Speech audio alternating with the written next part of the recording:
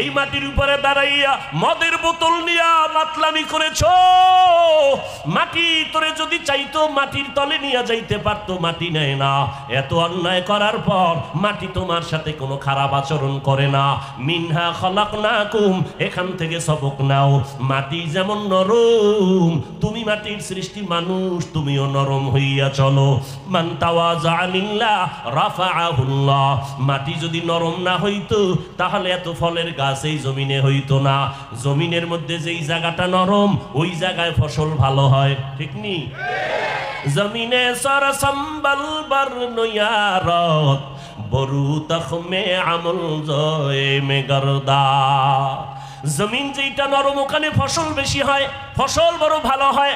যেই মানুষ নরম হইয়া চলবি ওই মানুষের মর্যাদা আমি সবার উপর উঠায় দিব। এর মাটির মানুষ মাটির মতো নরম হইয়া চলো, গরম গরম ভাব দেখাইও না।